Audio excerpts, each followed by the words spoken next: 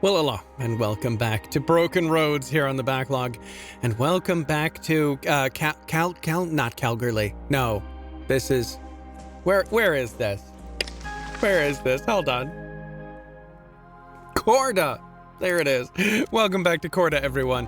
We're supposed to go around and introduce ourselves, and they've got a whole library going around here, and there's the jet, and they've got look at all of this. What in the world? How is all of this hiding?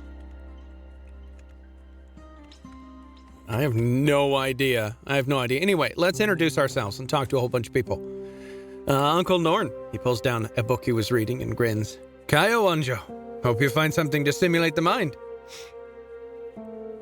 Have you always been Corda's librarian? I actually took over from my old fella, so pretty much grew up around books. It makes me very happy to see our collection of knowledge grow for our community over the seasons. All right, what's your favorite book? There's a book in here that's an old dictionary. It was worked on by elders hundreds of years ago, the white fella, that recorded their language. And the dialect is so beautiful. Just knowing they're the old words from Corda makes my court sing. I look at it every day, actually. Yeah, where's this Binar fellow? He pretends to adjust a coat. Just look out for a flash fella, dressed in the nines. Bit too formal for my liking, but each to their own. What does Mari do here? Mari does programs for a young mob to learn traditional way and see what they're good at that they might want to follow down the track. She's a good girl. She helps me in the library, too. All right, Uncle Norn, let's go talk to Jet. Jet, we gotta talk. Oh yeah, I gotta find out where Cole is. Jet. Oh, there we go. Kaio Anjo, I'm Jet, and welcome to my Quabaduck greenhouse. We are all family here, and you may have met my brother, Nagama, who works above ground. We all work as a team. When my plants need a little nagunk, Oh, so many consonants. I send them to him, and when Nagunk is too strong, he sends them to me. She gives you a dazzling smile. Okay, I've heard that you've been asked to go to Calgary. Are you going to go? What does Jet mean? She touches the flowers in her hair. We have many names for different flowers, but to just say flower is Jet. My Marmon thought I looked as pretty as a jet. Marmon always said if a flower can survive and thrive in this harsh weather, it can do so anywhere. Okay. Let's see. How do the plants get enough sunlight? She points to the large stained glass windows. See those windows? They let natural light. Okay. The sculpture in the middle of the area, proper deadly, eh? It was actually Carter's idea to make the light better down here by using the sculpture, and he worked with our elders to build it. He's quite stubborn, but he's super smart. I wouldn't be prouder of my Ngungi. Okay, how did you start taking care of the greenhouse? What's your brother like? Okay, I'm just going to go through all of these here real great. Yeah, I mean, the plants don't look terrible.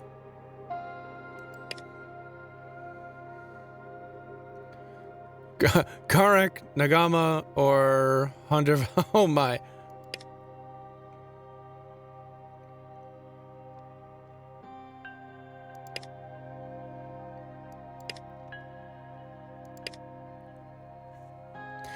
Okay, now, the real question. I've heard you've been asked to go to Calgary. Are you going to go?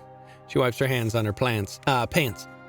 No idea how you even know about Calgary, but if you must know, I'm worried that if I leave Corda, my brothers will fight. They get on better when I'm around, and I worry for them. Maybe your brothers can come with you to Calgary. I'm sure they'd be welcomed. Huh? Okay, I don't know why this one is... Okay, this one must be down over here. And that's why I can't select it.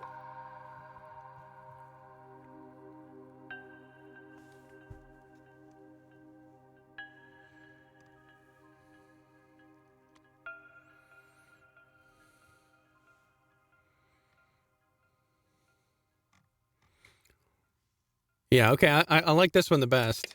She frowns. That can't happen, as they have responsibilities to Corda, and Calgary hasn't asked for them.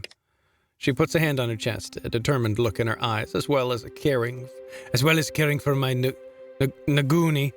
My community is so important to me because I'm an elder in training, and this is my country. There are things I can do here for my people that I cannot do in Calgary. What does the council want you to do?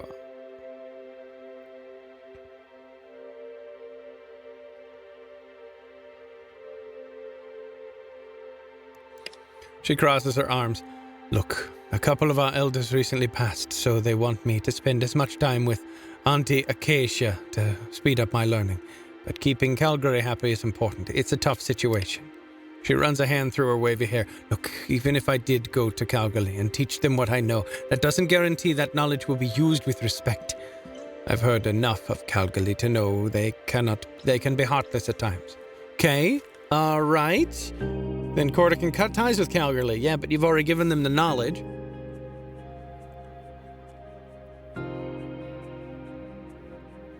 You just have to do what's best for you and your people. Okay, that's definitely the nihilist, I forget what the purple is. I don't like the purple or the red. Both of those formations of thought are unacceptable. If Calgary didn't respect knowledge being given to them, then Corda can cut ties with Calgary. If you need to think about the bigger picture here, I mean, that is kind of true. That's probably this green one over here. I'm aware of that. Calgary has good relations with us, and I don't want Bina to be the back foot because of me. She takes a step away from you. Look, I can't go to Calgary. Corda needs me now more than ever, so can you drop it already? Okay, I guess we are not convincing her to leave. And that's fine, I guess.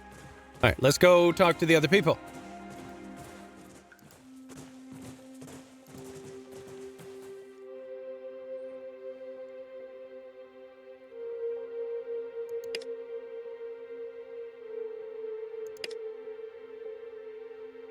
Oh, we found Binar. Good. But call me Kane, please, as only those who are a trusted friend of Corda get the right to call me Binar, and I decide. With respect. Why, you didn't let me call you Binar? His smile is cool. One day, brother, but things come to those who wait. All right, council asked me to speak with you. His eyes light up. Yes, the council wants to expand their networks so that Corda has more opportunities to have more variety in and for the community. So, what I want you to do is to set up 3 trade outposts with different towns and then come back and see me. If you do this, I can get you access to exotic trade goods and even throw in a special reward just for you. Go talk to Mari. She might be able to help. And she just came back from a barter crew run and might be able to point you in the right direction. You should give Mick a bell about this. He's been around the block more than enough times to get you on track. Do you know what kind of milk Auntie Acacia prefers in her tea? I've only got fresh camel milk, but I must warn you, Mama Yok prefers tinned milk. I need new trade routes as my usual contacts are all out of stock at the moment. All right, well, can you give me some tinned milk? At this point, I'm out of stock. Yeah, that's what he said. Good for hitting people or nails on the head. Fresh camel milk. Heartbreak. At dawn. And a brown hood. Fire making kit. All right. We've talked to everybody in here. Gotten a couple of quests. Not really gotten the...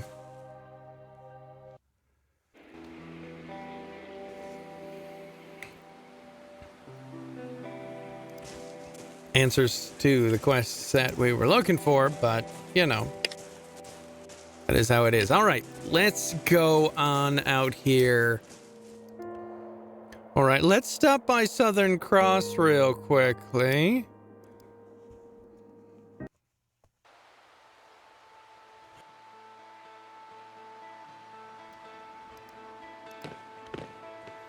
And talk to this guy. Yes? Where in the body would one find the cords of Bilroth? Yeah, I'm out of here. This is stupid. I have no idea. I have an answer for the question you asked me last time. Very well, speak your wisdom. Takes approximately 4,000 newtons to break a human sternum. Correct. We shall now move on to physics. What's the melting point of aluminium? Incorrect response.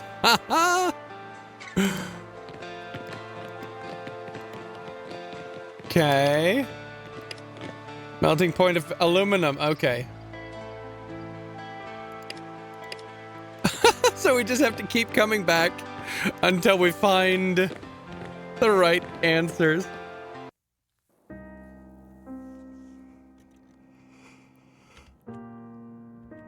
All right, let's go explore Lake Deborah. I don't know what's over here, but I do love that the map kind of colors in.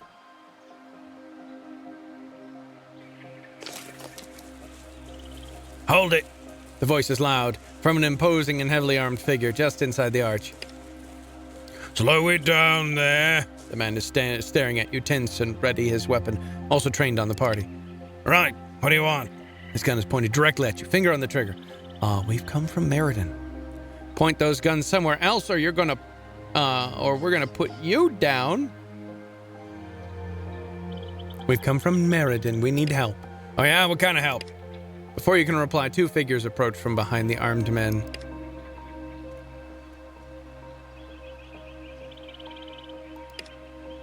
Hey there, welcome. The old man has a long, straggly gray beard and a face wrinkled as much by the sun as by his beaming smile. She is more serious, watching you with caution, but no malice. Okay, let's try this again. I'm Brandon.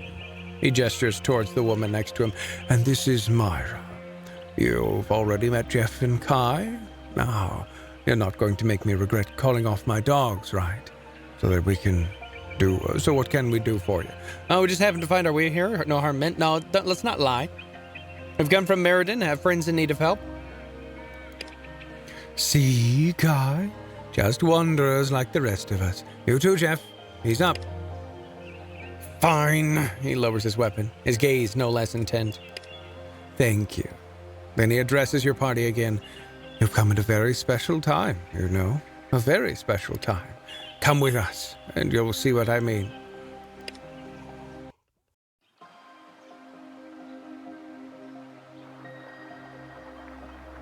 Oh no. It's special because of the sacrifices that are about to... Oh no. Right. He closed his eyes for a few seconds and lets out a long, loud breath. Let's begin. You see an intense focus come over her as she stares at the dry mound. All five are quiet now as they stand entranced. The gathered crowd is also silent. The only sounds you hear are the soft wind in the trees and the chirping of a few birds, and then a soft gurgling, slowly rising to the gushing sound of running water as the pool beneath Brennan's feet slowly fills. There's a collective sense of tension being released, as though the entire crowd is exhaling together. You can see the relief on his face as he looks at the water soaking the hem of his robe. And there we go. He pauses to take a few deep breaths, exhausted but clearly happy. Good work. Yeah, that's good work. He takes another breath, then laughing says, I'm buggered. He reaches over to adjust a small metal valve. Water bursts from the sprinklers, dousing the crops completely. So, welcome to Lake Deborah. Quite the show you walked in on, eh? You notice a slight wheeze when he exhales. What do you reckon? I reckon I'd have a whole herd of cattle if I was able to pull water from the ground like that. Well, animals aren't really my style, but you'll learn more about that soon enough. You pulled water from the ground! That was amazing! I'm in touch with this energy, but I don't know how to use water. Can you show me? Does this mean you have an unlimited source of water? Usually when people ask me what I think, it's because they want something. What is it? This place looks pretty established. How long have y'all been here? Let's start with this one. Oh, around 20 years now. Well, I first arrived here around that time. The others have pulled in over the years, in dribs and drabs. Jeff just got here a couple of months ago and is still finding his feet. Sorry again for the unfriendly welcome. What you see in Lake Deborah is the result of, well, what we believe around here. It's taken years, and our work is not done yet.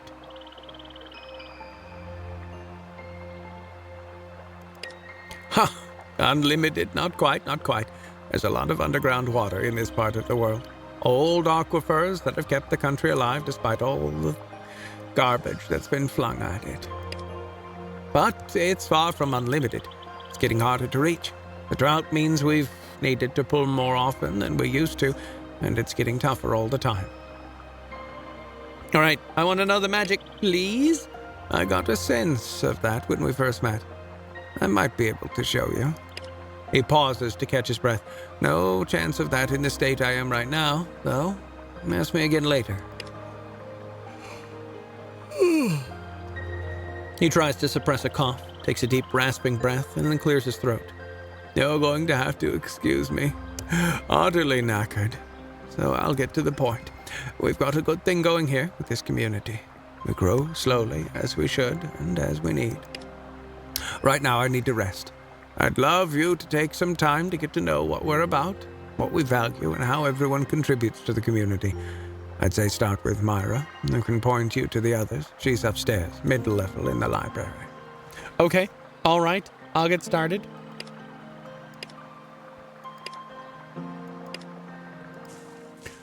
Why does everyone want us to join them? Just because we're a particularly good bunch of explorers?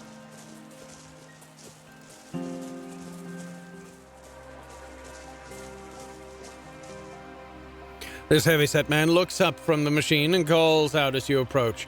Hey, Doug Hurley. Wanted to personally welcome you to Lake Deborah and our little community here. His gruff tone and less than friendly glare are at odds with what he's saying. Word of advice, don't expect the old man's warm welcome from everyone else. It's a good spot we built here, so don't mess it up. Oh, wow, nice to meet you too. I'm not intending to mess anything up. Whatever problem someone else caused, that was someone else. You always this warm and friendly? Okay. Oh, nice to meet you too. Uh-huh. Well, you're here and Brendan's done his usual with open arms, saying no surprise there. So what do you want? What are you working on? I noticed this place in a particular well fortified. That would be me, you, or whoever's riding it, plus pulleys, gears, and elbow grease. All right, then, I suppose let's go. Top of the silo, middle level, ground level, leave the lift alone. Middle level.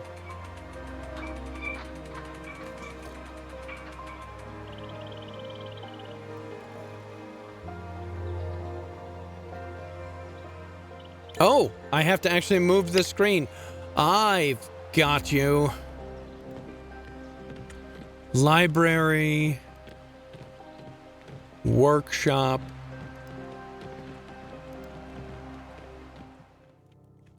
Whoa, there's a lot.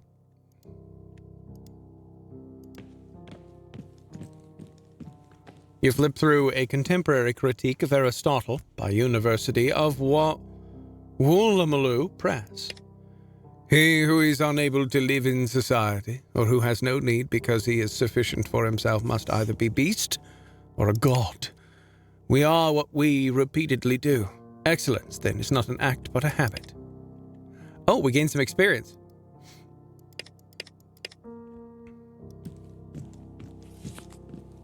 Theoretical paper. The text explores the Gaunt factor in relation to Bremen transmitting emission. Okay. You flip through Buddha for those in a hurry. Oh, well, I'd read it, but collected writings of Ibn Sina by the Australian Avicenna Appreciation Society. Well, we're getting experience points every time I do. Essay concerning human understanding. I'd read it, but I don't understand. The social contract. Yes, the social contract says I actually have to read it to get the experience points. The problems with philosophy. The problem with philosophy is very long. Essays on Wittgenstein? Whereof one cannot speak, thereof one must be silent. Philosophy is like trying to open a safe without a combination lock. Each little adjustment of the dial seems to achieve nothing. Only when everything is in place does the door open. Yeah.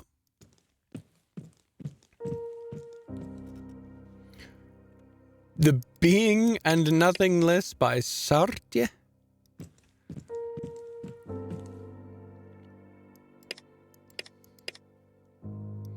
All right, let's talk to the people. Hi, and welcome to Lake Deborah. I'm Talia. She speaks purposefully, with eloquence and confidence, and a little smile, which makes you feel immediately at ease. How many of these books have you actually read? Most of them. Don't forget, we've been here for years. Collected them for years, and had just as long to read them. Myra, too. You've seen what this place is like. I don't know if anywhere else in the world which affords its people so much idle time. I hope your visiting our library is an indication of an inquiring mind, as you'll get a lot out of it. Pursuits of the mind, the literal love of knowledge, tracing the history of thought back millennia. These books bring us a lot of joy. Could always have more, though, she says the last with a smile. I get the feeling you'd like my help in acquiring even more books. That obvious, huh? She beams with an enthusiastic smile. But, yeah, it would be amazing if you could help our little project here. Some that come to mind are Metaphysics of Morals, got it? The Will to Power by Friedrich Nietzsche. They're two pretty influential works that I'm embarrassed to say I've not yet tracked down. I do have the one. I'm not sure if I have the Will to Power. I found some of those books here after, but really just keep an eye out for any books that you think might fit in here. Better you bring back duplicates of what I already have than we risk missing out. Have a look around the shelves to get a feel for what we're after. Okay. So, Meditations of the First Philosophy, the Present Moment, and Metaphysics of Morals, yes.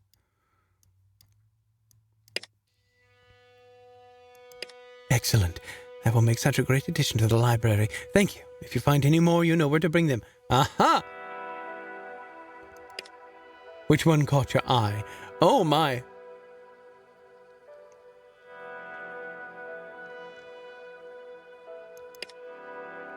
This is one we had a long time ago and lost it, actually. One of those borrowed but never returned sad stories. Great to have this in the library again, so thank you. Yes, so Metaphysics of Morals. She pauses to gather her thoughts. There's plenty to discuss about this one, but it basically suggests that what is right and wrong should be determined by rational principles and guided by duty, not consequences. Kant came up with what he called the categorical imperative, which is meant to be a universal moral law. Kant also emphasizes respect for individual autonomy and the inherent worth of rational beings. It's not really regarded as a humanist book, but you can likely see some overlap. Oh, yes, obviously, yes. Kierkegaard's The Present Moment, complex beast. This one, very open to interpretation and straddling the line between humanism, existentialism, and nihilism. As a man of faith, Kierkegaard was far more a nihilist and only had some overlap with the humanist worldview. The topic covered, you notice her eyes light up as she gets into the heart of it, the subjective human experience, considering our choices as meaningful and significant, and an emphasis on being an authentic self. These are prevalent in the schools of thought that he influenced and of those who oppose him. Depending on who you ask, it can simply be a summary of how people saw the world centuries ago, or a treatise on living as an authentic individual through the lens of Christian existentialism. You ask someone else, and it's about accepting responsibility for one's actions, being definitive with your choices, and focusing on your place in the here and now. Okay. We're not too big on fiction for the most part, anything to do with philosophy, and I'd love to have a look at it, even if we already have it. Okay, all right. So, did we get experience points for that? Oh, we need to bring 5 philosophy books. Okay, so we've got 3 already. You, Myra. You recognize the slim, bespectacled woman you met at the gates. She greets you with a quick wave as you approach. Hello again. In case you're not good with names, I'm Myra Calder. So, where did you come from? We came from Brookton, but based in Meriden now.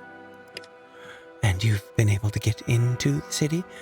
Heard they had such an influx of hungry mouths, they've had to close up the gates and restrict entry. You must be pretty resourceful. Well, Brenda wants me to meet everyone, so I'm just saying g'day.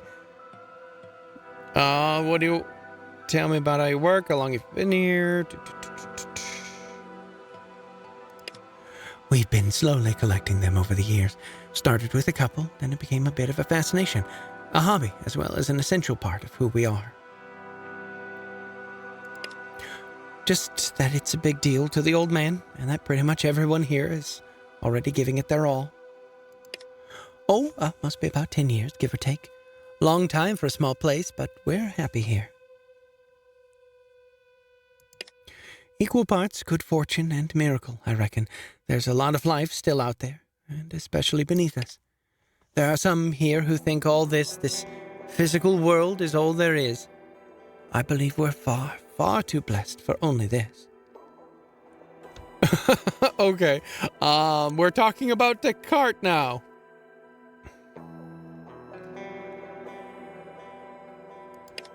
Not really of practical use. It did make you question something, at least.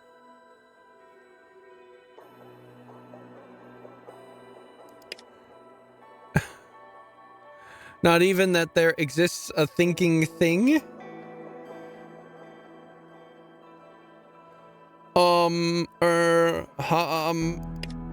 Can you not even be certain that something exists which is experiencing this uncertainty? Well, obviously I can be certain about that. Okay, so you're doubting, right? Can you not even be certain that doubt itself presupposes a thinking and experiencing entity?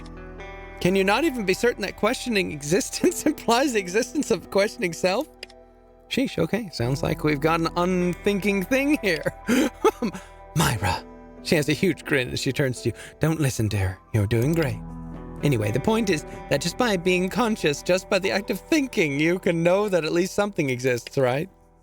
So even if we start from scratch, trying to answer the question, well, what can we really know? We have a foundation to work from. We can really examine our beliefs and then start to build out knowledge we're confident in. Then, with this little foundation of self-evident beliefs, we can begin to expand our knowledge through rigorous methods of inquiry. And of course, critical thinking. Of course, she smiles despite Talia's interruption. So, by examining beliefs systematically, testing them against evidence, and refining our understanding, we can build a knowledge structure that's not just confident, but also justified and reliable. It's about being meticulous in our scrutiny and open to refining our views as we gather more insight and evidence. Now, do you see that what matters is not just what you believe, but why you believe it? Yes, But why matters because it shapes our actions and can make life better for everyone. Believing in things that promote compassion and meaning is what counts.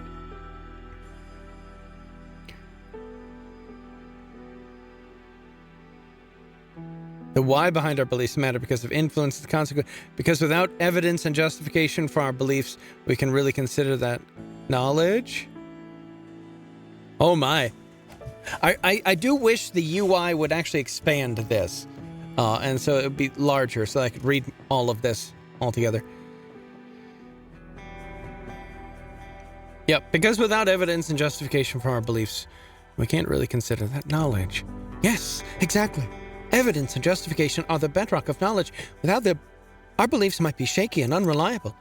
The point Descartes is making with this radical doubt is ensuring that what we claim to know is grounded in sound reasoning and supported by the best available evidence. And honestly, I think we've avoided a lot of garbage in the past, if more people thought this way. Thanks, I haven't had a chance to run through First Meditation in some time. I've enjoyed this. Well, I'm just saying good day. I had this merchant from Westonia. Oh, they're all dead now. Oh, no. Come back. Brought in fantastic supplies and would have had great... The problem is, he was a bit too proud to prove himself, and, well, he doesn't come around here anymore. Wow, okay. Oh, wait. Is there something up here? I don't know if we can get up there. All right, let's scoot. Good night, mate. Let me guess. Brennan got you a meeting, all the crew. Wish everything ran his clockwork as he does. The man has a beaming smile, his tone conveying a good-natured sarcasm. I'm lucky, that's Brooke. If you're good people, we'll be good people. And that's really about it. Can you improve my weapons? Oh yeah, how hot does aluminum need to be to melt? 660.3 degrees centigrade. Good. Oh, hunting knives, sniper rifles. Sniper rifle. Radio, which one?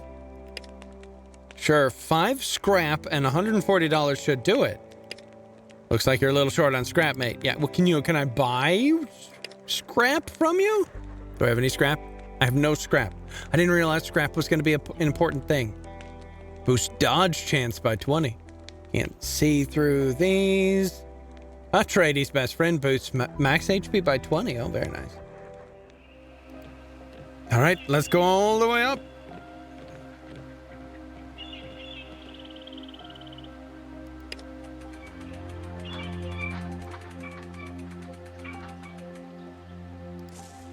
Hey, buddy.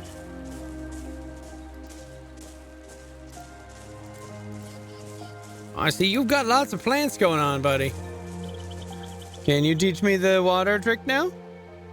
Hey, thanks for your patience with this old fellow. So, how did you go meeting the crew here? I've met a few of them. Any people stand out? Oh, yeah, Talia, Lockheed, Brooke.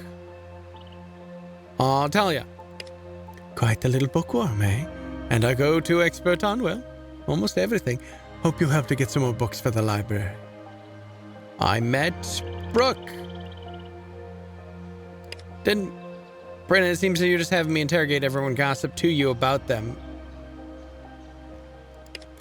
Okay, I can see how you might think that. Not the intention at all. Man, this is about seeing how you might fit in. And while you're getting to know us, we can also get an understanding of where you're coming from, literally and figuratively. Very different from his sister, yeah.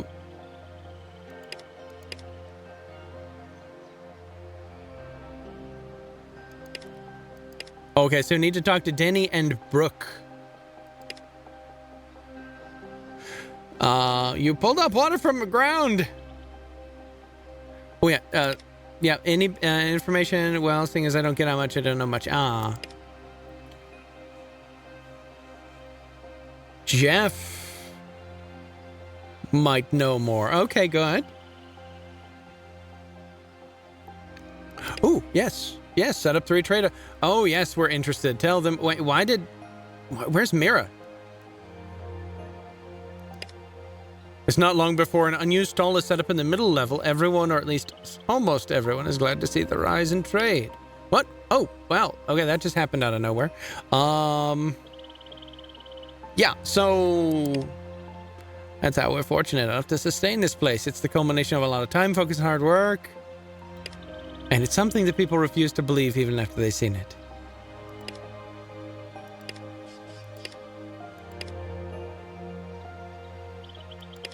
Well, I certainly think so. I know there's some who grumble about not having more barter crews passing through. Yeah, I just fixed that. You're welcome.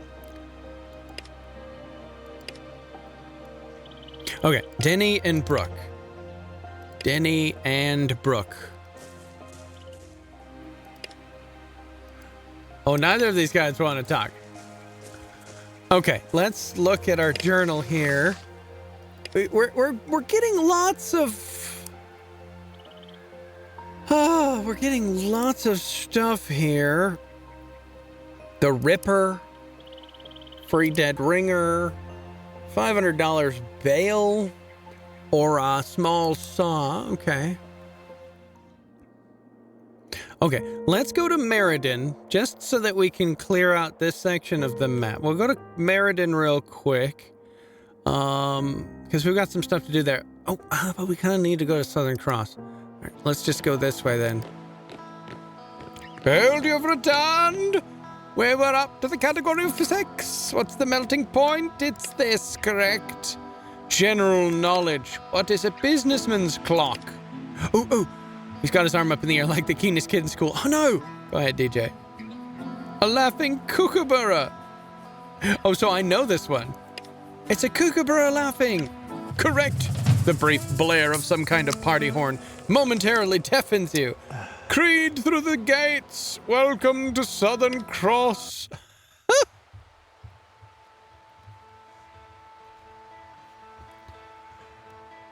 Hi. His small smile is confident, but not quite arrogant. Sorry about that whole rigmarole. I get a lot of people who just want to have a sticky peek inside the walls. Some of them are genuinely curious, but others have been. He lets the silence fill your imagination with unspeakable past events before he continues. Anyway, we try to be careful, that's all. There's a reason no one comes here, isn't there? That was enlightening. Did you come up with all those questions yourself? You have no idea how many people I had to talk to get those answers. A stranger is just a friend you haven't met yet, right? Anyway, he opens his arms, indicating the city behind him. Let me be the first to welcome you to our humble scientific community. He points past a dilapidated greenhouse to a man standing in the book-laden camper van. That's Anthony, resident book lover and ad hoc school teacher. Next up is Lily, dreamer and the seamstress. Keeps to herself mostly. She's our new resident, so she's still figuring out the ropes. And then there's me, Matty. He gives you a grin and shakes your hand. Geologist by training, jack of all trades by circumstance. I keep the place running and handle what the locals call personnel disputes. He leans in conspiratorially. That's fancy academic speak for adults throwing tantrums. I'd like to book a room. Let's trade. Oh, you guys keep your political costumes. What do you have? Oh, more scrap. I apparently need all the scrap I can get my hands on. Agility +1 and 10 HP. Wow, that might be worth $400. Oh, but this opal, it's so shiny.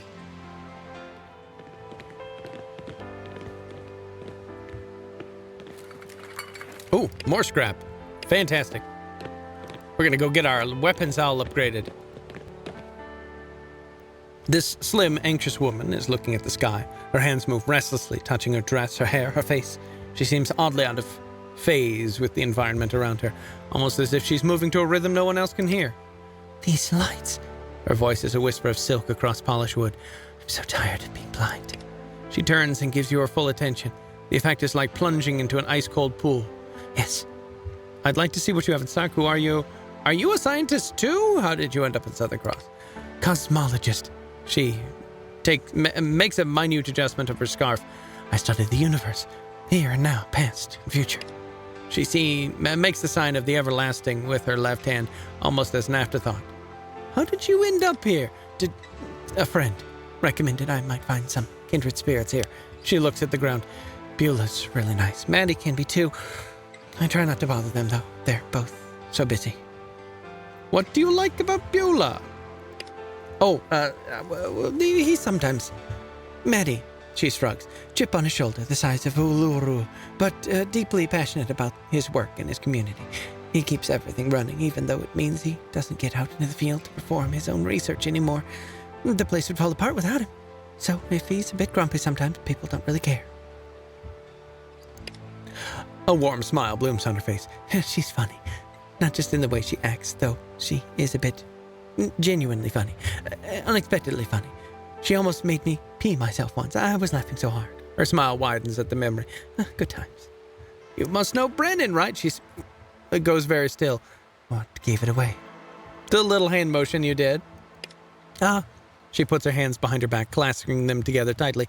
A lifetime of practice. A lifetime to forget. I warned him I'd make a terrible spy. Ooh, you're a spy? Who for? Doug didn't send you? She laughs, the sound choke. I'm even worse at this than I thought. She raises her hand, then drops them again, a helpless anti-shrug. He wants to know what's disrupting the ley lines. I told him I couldn't find anything, but he wouldn't believe me. I begged him to leave me alone. He refused.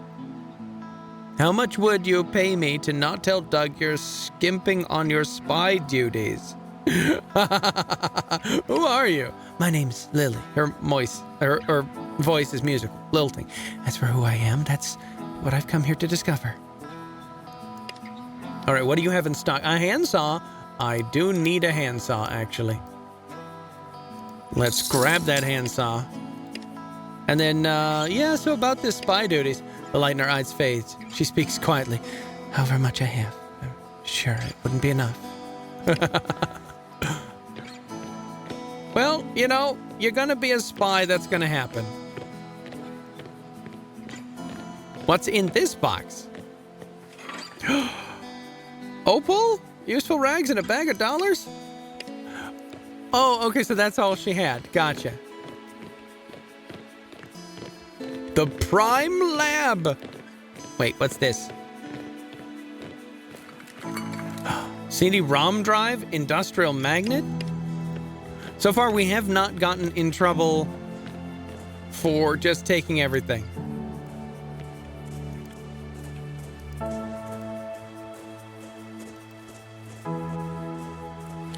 And some sunflowers. Oh, very nice.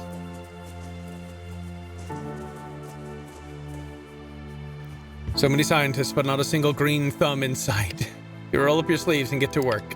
Oh, we're doing some gardening. Repair the greenhouse inside the Southern Cross. Whoa, okay. I didn't realize that was the thing we needed to do. Beulah? Oh, wait, what's here? Oh, loot. That's what's here. Oh, we are so rich just from coming here. This haired woman waves you in without looking up. Sorry, I'm in the middle of this. It's going to be tricky to... Our sentence peters off. After several moments, you understand you've been forgotten. Clear your throat. She looks at you and squints as if staring at the sun. Have you got a pencil? Before you can answer, she turns away, muttering, I know I had one around here somewhere. Don't tell me that the place is falling apart, she says with a somewhat aggravated air. I know. And don't tell me it's too hot, I know that too. She picks listlessly at the papers on her desk, but evidently doesn't find what she's looking for. With a sigh, she returns her attention to you.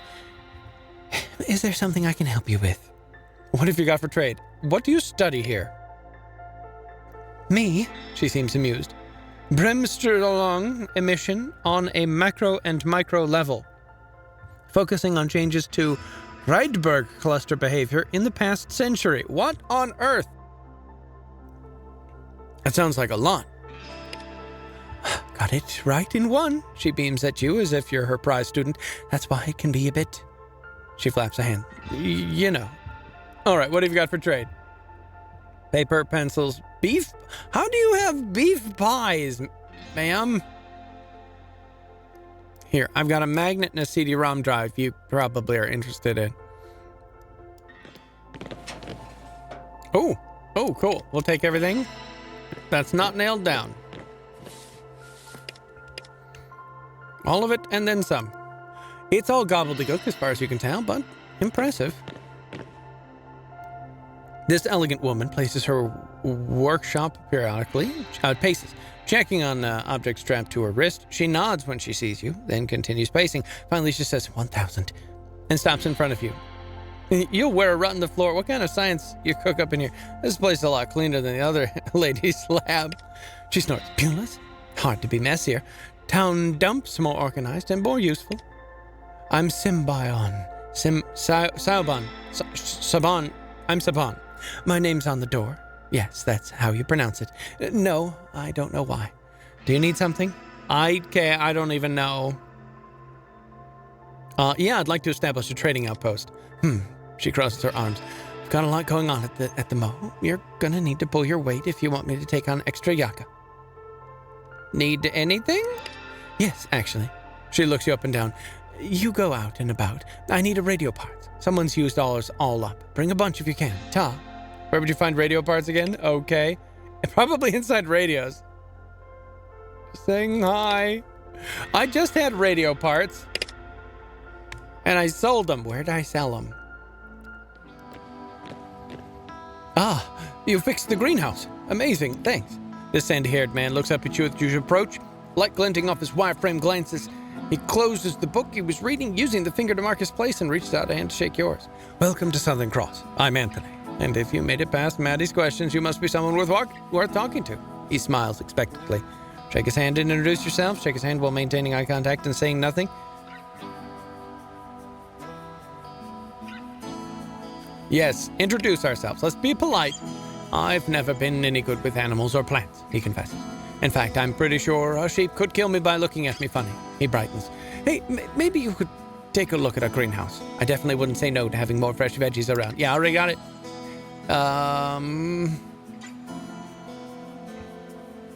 Where'd you get all these books? Here and there. He turns to look fondly at the bulging shelves. It's been a labor of love over the years, I can tell you. And I wouldn't be adverse to adding to the collection. Pretty much anything. His face darkens, except explicit books. What have you got? Filthy, sinful garbage.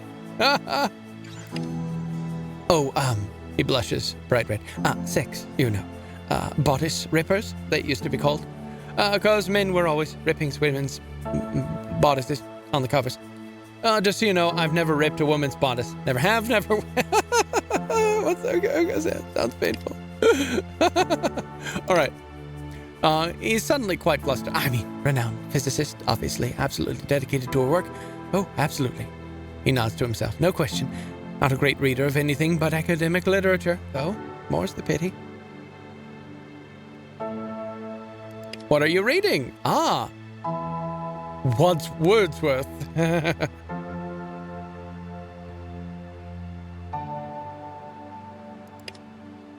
All right, what about Beulah?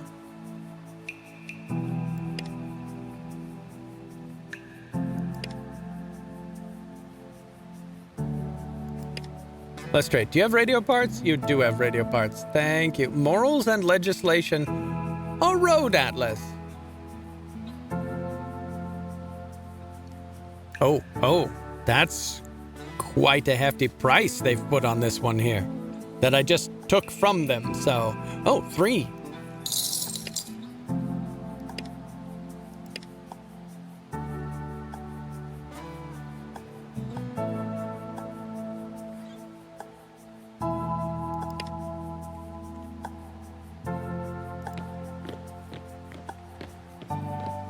Oh, here's the device that we're supposed to turn off. What are the chances we can turn it off? This strange structure resonates with barely contained electricity. The closer you get to the control panel, the more your hair stands on end. You swear you can feel the electromagnetic field undulating slowly. As you cast your eyes over the various buttons and switches gleaming in front of you, on one side of the control panel is some kind of heavy metal crank. Fire? Oh, no, we better figure out what that does before we try to fire it, huh? All right, let's go see if 3 parts is enough. Oh, I have to depose Brennan and Lake Deborah. I gotta get him out? Oh, my. Oh, bring 10 radio parts to Saban. Okay, so I need 10. All right, well, that's gonna be expensive. Alana and Holly Bell are going at each other like a pair of mad dogs. I was always raised to put the jam, then the cream. Yeah, raised in an outhouse. It's cream, then jam. That's the end of it. She spots you and gestures angrily for you to join them. Come on, then. Let's do a opinion poll. When you're eating a scone, do you put jam or cream on first? The 2 women wait, throwing dirty looks at each other for your reply. What's a scone? The bottom half gets jam first, then the top half gets cream first. Both at the same time? What's a scone? Oh, you poor thing. She takes your hand in hers. This world can be so cruel. They look at each other and nod. I'll have some waiting for you next time you drop by the gullah. You don't need to worry anymore, dear. Holly and I will take good care of it. She's looking at her mother with strange expression, some mixture of confusion, anger, and deep hurt. She makes eye contact with you, and her face resumes its usual impassive watchfulness. Without any other indication that he knows something is wrong, he reaches out and takes Jess's hand. She blinks back tears as their fingers intertwine. Is this because of the scones? What in the world? Oh, Mick.